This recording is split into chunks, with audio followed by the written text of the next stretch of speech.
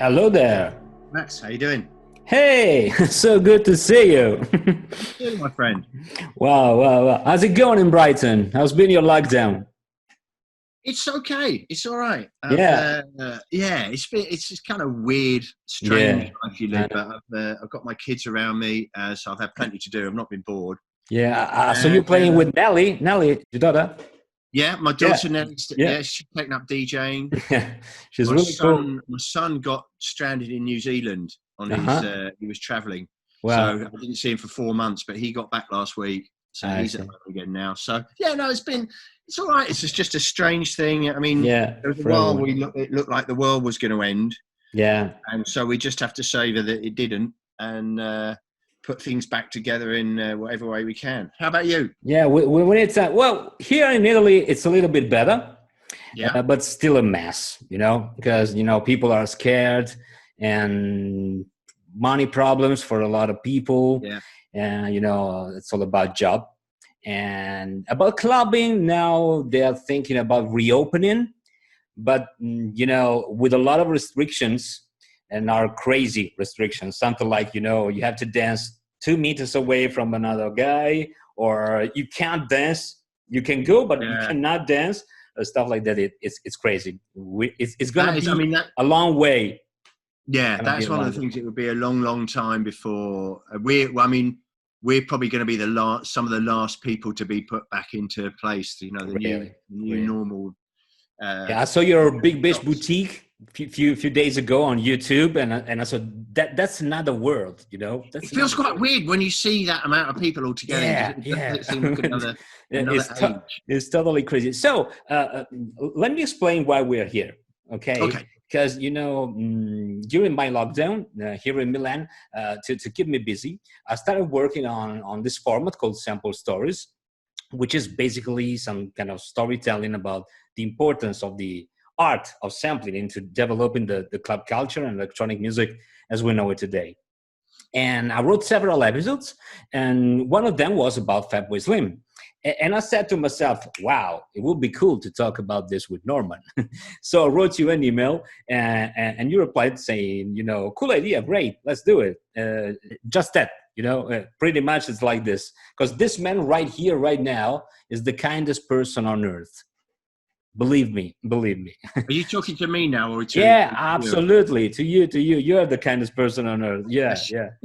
Always, always. So let's talk about your sample stories. Do you Okay. remember the very first time you had to deal with the sampler? The when you said, "Okay, this machine is gonna be a game changer."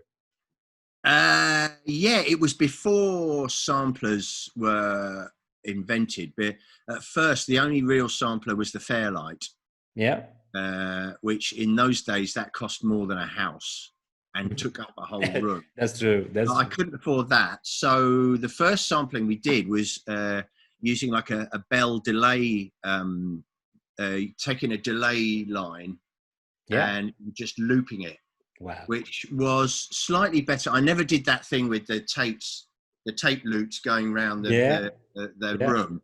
But the bell loop, it was fairly primitive. You couldn't tune it, but all you could do was just loop a drum beat. Hmm. But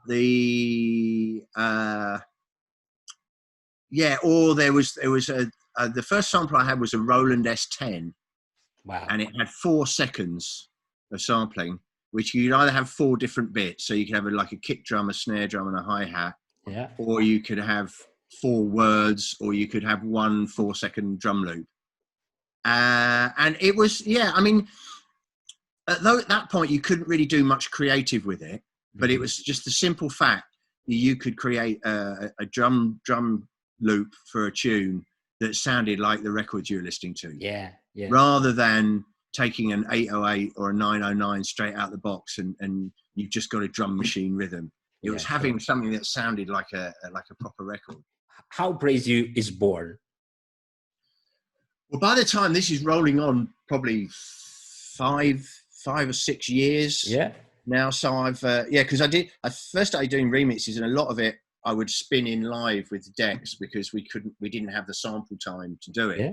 By the time I made Praise You, I had an Akai S950 with, I think, like 40 seconds of sampling in mono. I think, yeah. When you expanded it, which you still had, you still had to repeat 40 seconds of different things, but that gave you a creativity.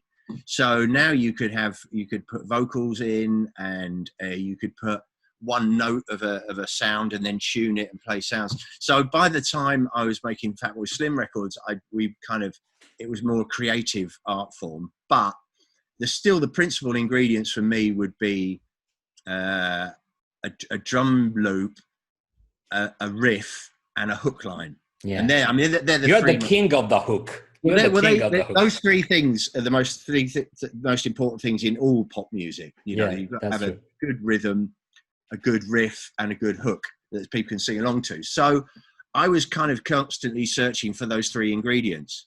By then, I was kind of traveling the world. So I was just going around thrift stores and junk shops and secondhand record shops. Yeah. Wherever I went to play gigs, I would always be crate digging.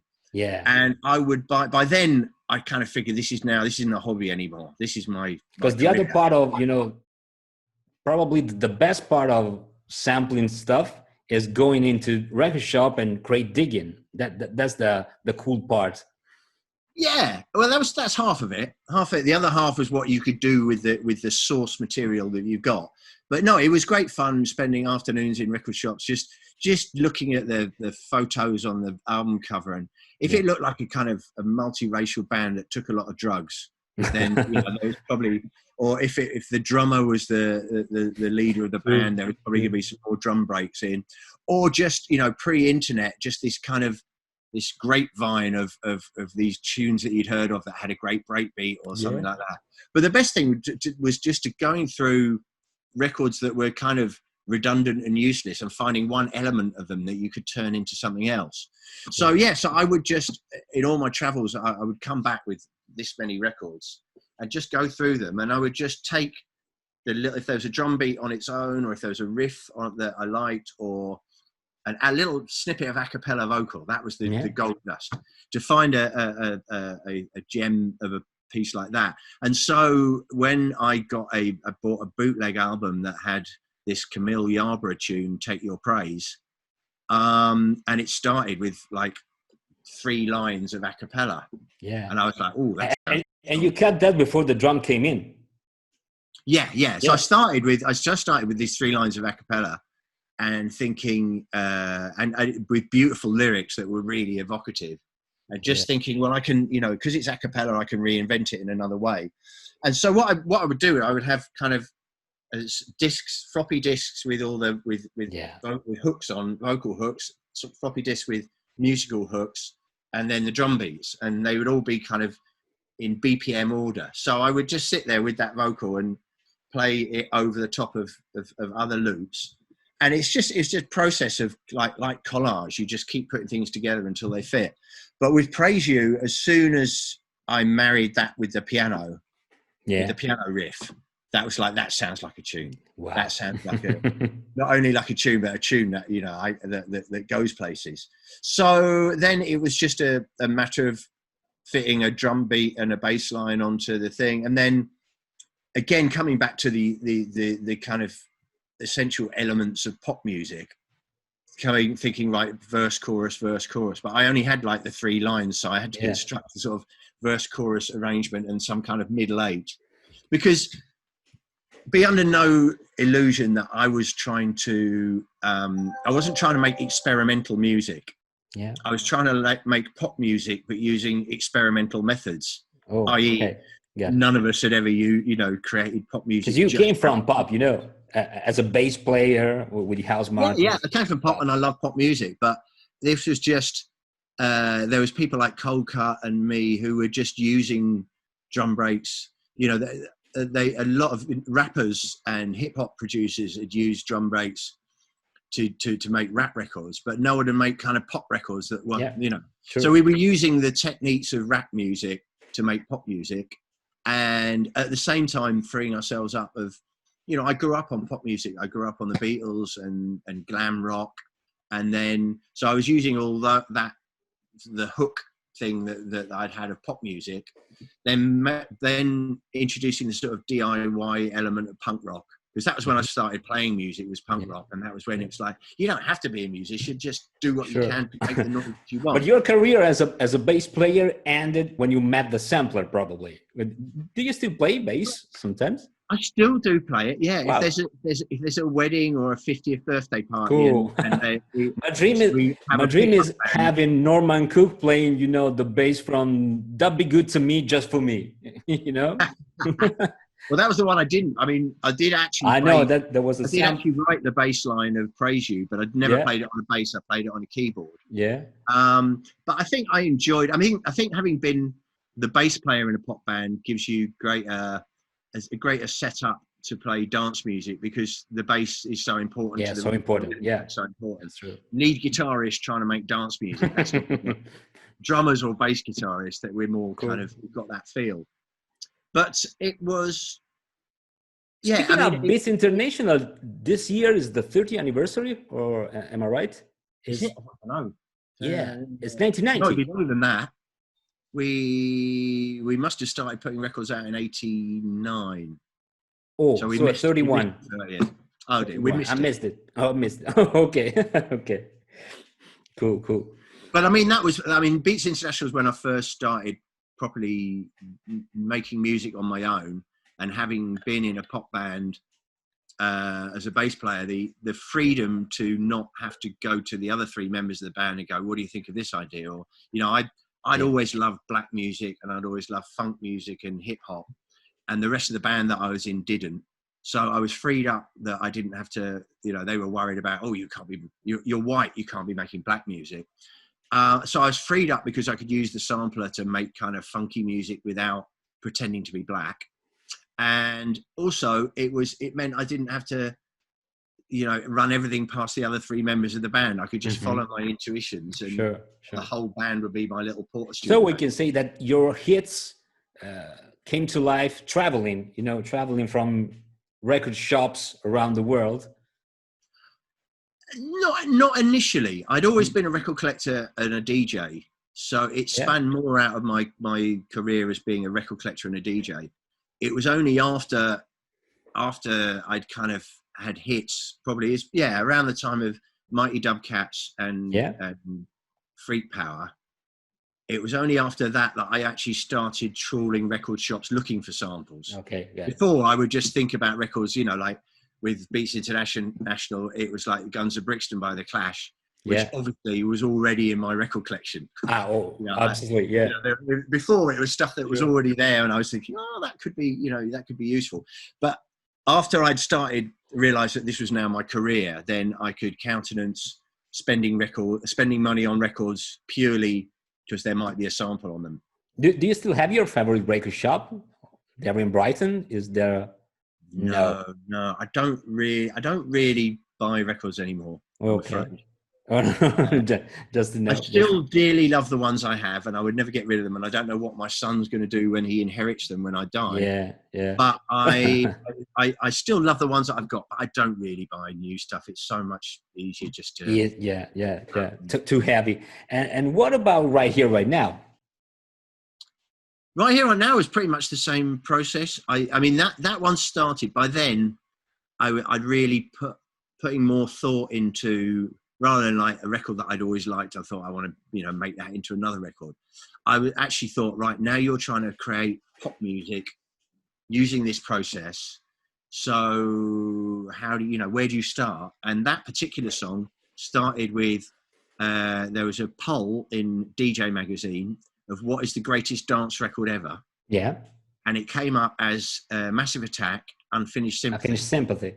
And I was thinking, that is kind of better than all the other dance records, and it's lasting long enough. So I was sort of thinking about that record and thinking, what is it about that record that makes it so evocative and makes it more emotional than most of the dance records we make?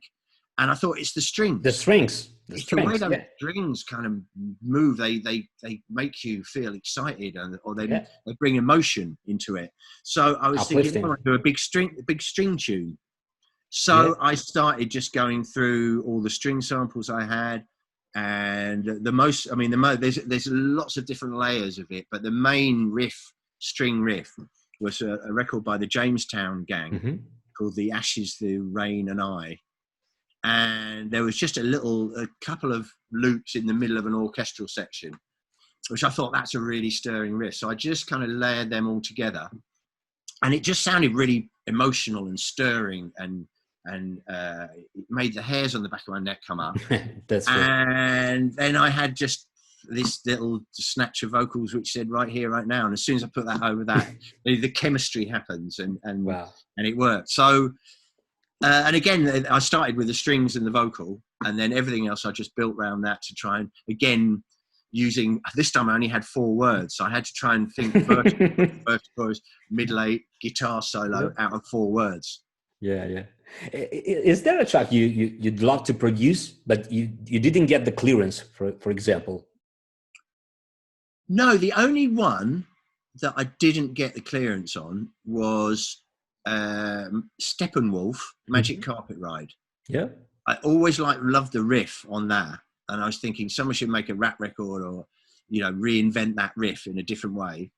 And so I started working on it, but it was around the time with where I think would have been for Halfway Between the Gutter and the Stars. And at that point, I was getting sued all over the place for everything that had been on the previous 2 albums that people had heard. So I was having to be really careful. So with that one, I got in touch with them and I said, would we be able to sample this? And I said, it's a shame because we like what you're doing with sampling, but we've got plans for that track over the next year. So we'd prefer you didn't do it. So I never finished the track that I was going to do with that. But that's the only one. I still maintain it's one of the greatest riffs, greatest riffs that should be reinvented in a modern style. Okay, I get it. And which one was the hardest to put together? I mean, talking about the hits. None of them are particularly hard. My way of working was if it didn't happen within 12 hours, I'd move on to something else. There was actually probably the thing that was lying around for longest was something that I tried to get on the previous 2 Fatboy albums, which was it was a riff, and I could never finish it. And then in the end, when I was working with the Rizzle Kicks, I played them a whole load of, half finished, just beats and rhythms and ideas. And they particularly liked that one. And they wrote Mama Do the Hump. Wow. And that one is quite funny because my engineer had heard me. I played it to him millions of times and he never liked it. And I'd come back with another vocal over the top or something. You go, oh God, you're still trying to get that riff, still trying to use that old riff. So then when Rizzle Kicks breathed some new life into it and made it, and then it was like a really big hit in England. My engineer had to eat his words. Yeah, so that was the one that took the longest. That riff, that backing track was sitting here in my list. I have Funk Soul Brother. What about that? Funk Soul Brother? Where did it come from? Yeah, where did it come from? It came from a bootleg album called Tracks of the Vinyl Dogs Volume 2, which was like a bootleg of breakbeats that were looped up. And it was just introduced by Lord Finesse. Yeah. Who was mates with the DJ who put it together. And he just said a little thing of like, so welcome to Volume 2 of Vinyl Dogs. So right about now, it's no other than the Funk Soul Brother, Lord Finesse. And I heard that. I heard that on YouTube. Oh, right. Yeah. So I heard that part. It had no rhythm. No rhythm at all. No rhythm at all. It sounds like a radio ID. Yeah, yeah. And I just heard a rhythm in the way he said right about now. And so when I looked it up, it said that's the power of the black voices. So but then I had to chop that up into every syllable. So on each key, it said right to about now, the Funk Soul Brother. But that way I could change the rhythm about it. And that one, the inspiration for that, the template for that one was Natural Born Chillers, Rock the Funky Beat. Cool. Because it had rock, yeah. the funky beat. And Yeah. then they had it again. They had each syllable. So it's like, if you really want to rock the rocky beats, funky beats. If Wow, you that's really magic. so that was my But inspiration, was to yeah. take, again, somebody not rapping, because that was Public Enemy. Hmm. It was just them introducing a song at a gig saying, if you really want to rock a funky beat. Yeah. And yeah, so the idea was to take a phrase and turn it into a rhythm by sampling each syllable, and then maybe repeating the syllables, going rock, rock, rock, rock, rock, rock, rock, rock, funk, funk, funk, funk, funk, funk. So that was my inspiration on that one. I love this thing, Fatboy Slim play in the air, I can spend, I can spend the whole afternoon watching you play in the air. It's beautiful. It's beautiful. The one with the craziest story. I mean, the track, the most crazy story about the track you made. I think Rockefeller Skank was probably the craziest one to make, because it was kind of everybody. My engineer, my friend said it was the trilogy of Renegade Master, Brimful of Asher, and Rockefeller Skank. I made those 3 tunes in a row, and we'd done the first album, and I kind of knew what was working and how this new way of making records was going to work, and what was turning people on. And as soon as I was talking to a journalist in a similar situation to you. Yeah. He came around my studio, and I was actually showing, I actually had Rockefeller. I was halfway through writing it, and I was going, so now I can play every tune, and I've just found this little Northern Soul drum loop, which goes the tempo I wanted. And I was sort of showing him the mechanics of it. It's quite weird, because I met him about 2 years later, and he said, I can't believe I was actually in the room while you were working. Yeah. That's good. Yeah. But for having the confidence to show a journalist how I was doing it, by then I knew I'd nailed how it would all work. And then it's like, so how do we push this further? As soon as I heard the right about now, the Funk Soul Brother working with the lute, it's like I knew, like, this is going to be a single. This is going to, this is good. So it was like, so where do we take it from here? And then my engineer Simon, he just found this something on the internet which did pitch and time, where you could slow the whole thing down, and he showed it to me, and it just made the whole I'm like, right, we have to put that. You're a living sample machine, you know. It was so much fun, because in those days we were kind of making things up, and I would compare notes with Cold Cut or the Chemical Brothers, or friends of mine who we were like, I'd hear one of their records, go, how the fuck did you do that? And they'd explain it and go, all right, okay. So we were kind of inventing how to do it. Absolutely. And it was quite primitive, because there wasn't, you were limited in what you could do. You're limited in how much sample you could get in there, and you were just basically breaking rules and having fun breaking rules. So by the time I did Rockefeller Skank, it's like, how many new rules can I break in this and it still be a pop record? Yeah. And the slowing down gag, that at that point I only had an Atari computer, so I couldn't get on the internet. I had this newfangled internet thing, so we had to go round to his house to make that section of the record on his computer, and then we had to come back to and drive back and then edit it onto my bit of the record. And pioneer. But it harked back to something I read about how they made Bohemian Rhapsody. Yeah. It's one of the greatest pop records ever made, and they made that in 5 sections, and they edited it all together. It's beautiful to see that in the movie. In the movie, they showed that moment, no? And that struck a chord, because I was saying to my engineer, this is our Bohemian Rhapsody. This is like where we push it as far as we can, and we have to literally go to different places to get different bits, and then edit it all together and hope it still works. Sometimes I think how they did some records, like 3 Feet High and Rising from De La Soul, which was tons of sample on that record. Today it would be impossible to do that record, I think. What, legally? Legally, yeah. Yeah. I mean, I think they found it pretty difficult at the time. Mm-hmm. I mean, there's new rules about sampling, but you can still, I mean, basically, if you can use a sample in a creative way now that the algorithms don't match up with the original. Mm-hmm. If you played it just to Shazam, Yeah, yeah, yeah. I've never heard of that before. That again, because I can't stress how much fun it was in those days, breaking the rules and seeing what you got away with. Yeah.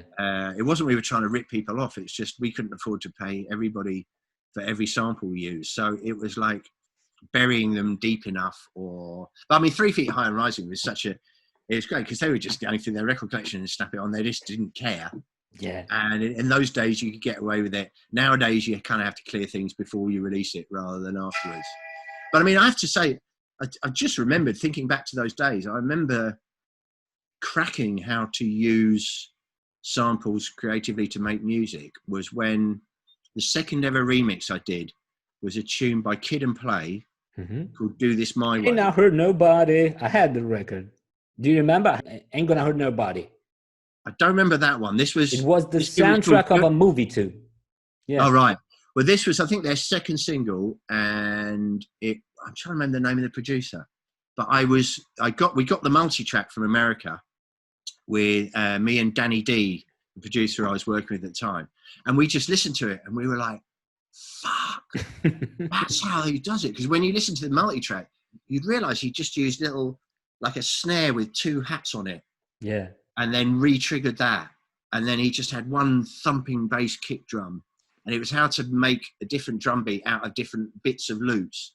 And hearing a deconstructed hip hop record from those times, that was really like, Christ, we could do that. And it's like, we do that with the drum beats. We can do that with a guitar noise, and with a bass line. So in those days, it was kind of lawless, but it was a load of pioneers basically inventing a new genre, which is really exciting to be like. Again, harking back to the history of it, it was probably like, when the Beatles heard Pet Sounds and decided to make Sergeant Pepper. Really? It's like, okay, well, if you're going to do that, if you do that, then we can do this. There were so many other producers that we were just swapping ideas off, either by listening to each other's records or by meeting each other and going, how did you do that? How did you? And I love the passion. In those days, no one would keep secrets. No one would go, when you asked another producer, how did you do that? They wouldn't go, no, you will never know. Go, I was like this. And so everyone was sharing information, which is nice. Yeah, that's great. That's great. Sharing is a great thing. Yeah. I love the passion you put in those stories too. Well, there was a passion. It was a really exciting time to be making records because it seemed like the more fun we had with it, the more rules we broke, the more people liked it. And that's that's a good way to make music. It's like it's like somebody giving you you feel like a superhero. That's about So it helped that I was already a kind of vinyl junkie. But it gave me, like I said, it gave me an excuse to explore my passions, which I love music. I love making music, and I love the effect it has on people. But before, I never felt I was really expressing myself being an average bass player in a pop band. And it didn't feel it was kind of fun. An average bass player who hit #1 in UK several times, Yeah, but only by playing average bass. That wasn't the. No, but also, again, it was like with I always thought it's kind of fun. With the House Martins, I had a #1. Yeah. With Beats International, I had a #1 and produced it. Yeah. With Fatboy Slim, I had a #1, produced it, and performed it as well, which I never thought would happen. You never thought you'd be able to. That's true. Yeah. The record. Obviously, with a little help. I'm a huge fan also of Pizza Man. I'm a huge fan of Pizza Man too. Yeah. Well, I was having so much fun in those days. It was more fun than one band could have. So at one point, I was Fatboy Slim, Pizza Man, Mighty Duck Cats, and Freak Power. Yeah. Now you've got to be a workaholic to keep up that prolific output. Wow, beautiful. But also, it legitimized me being a vinyl junkie and a workaholic. Because before, I remember my first wedding. We ended up in Memphis on our honeymoon, and I spent a day and a half in record shops. Wow. In second-hand record shops, because obviously Memphis, the records they throw out are gold dust to us. And Bride was happy. My first wife, we did get divorced probably because of this, but my first wife would never forgive me for having spent, a day and a half of our honeymoon in record shops. Whereas every subsequent partner I've had, it's like, darling, this is my job. I have to go to this record shop. I'm working, This is what puts food on the table. Yeah, great. So thank you so much, Norman. Any plan for next year? You what's in the future? You don't know. All plans are on hold at the moment. One thing I can tell you is that the period lockdown didn't unlock my creative juices to go back in the studio and make. I know that. I hoped it would happen, and every couple of weeks I'd try and do something and see if I was kind of inspired again. But no, at the moment I'm still firmly a DJ rather than a producer. But I'm a DJ between jobs. I'm currently unemployable. Yeah. But no, I don't. There's no plans for making music on the horizon until I've got that excitement back. You saw in my eyes when I was talking back to the old days.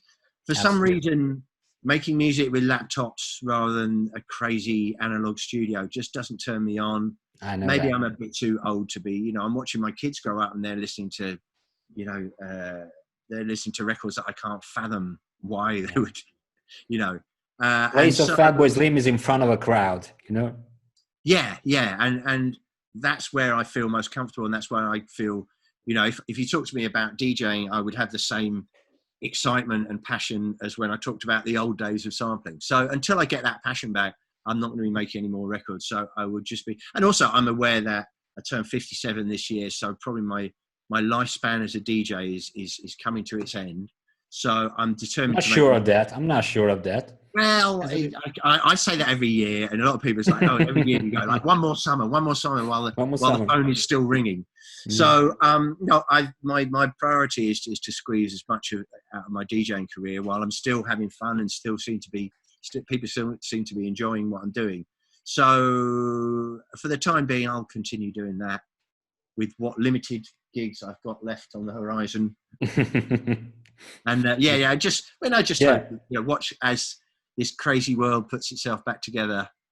I will emerge from hibernation. I'll be honest. The last 3 months, I've been more of a dad than I've been a performer. It's kind of cool. It's nice. It's been nice. Yeah. It's been nice, but I kind of need to get out there. I know that. I did a blue screen show for a Glastonbury virtual performance the other day, and there was 7 people at the back of the room while I was doing it, and that was all I needed. I said to them, I said, give me a hand here, give me something back. Yeah. And they started getting probably excited. I saw some backstage of that in your Instagram stories or somewhere. Yeah, I put it. Yeah, and that was all I needed. 7 people, all I needed. So I'm quite happy to play to 7 people or 7,000, but I just want to get back out there. I was so excited just to play to other people because doing mixtapes and just DJing to a camera doesn't have that same excitement as playing to a crowd. I know that. Yeah. Thanks so much. Well, I've been lucky enough, to interview Amit Fatboy Slim in person several times to interview him, but this is the very first time I had to spend some quality time with Norman Cook. It's been amazing. As quality as it can be when when I look at you, I'm not actually looking at the eye. I feel I should have been looking you straight in the eyes. Okay. But any time. Well, no, it's a pleasure. As you know, I'm passionate about my job. And when I meet other people who've got a similar passion, especially in this day and age of people who are what we need. People who are into EDM. Sometimes you question they're into EDM because they like girls and drugs and money, not because they're into the love of the music. This is about music. It's always a pleasure to speak to a kindred spirit. Wow, beautiful. Hope to see you soon again in person next time, maybe in Ibiza, who knows? Okay. Yeah, well, I'm going to try and get out there in August. I don't know if I'll get any gigs, but where there's a will. I'd love to. Yeah. Thank you so much, Norman. Excellent. Looking at you. Well, And looking at you, and anytime I am in a city near you, then give me a shout and I'll make sure we get some more quality time together. Okay. Thank you, Norman. Bye. My friend. Ciao. Ciao.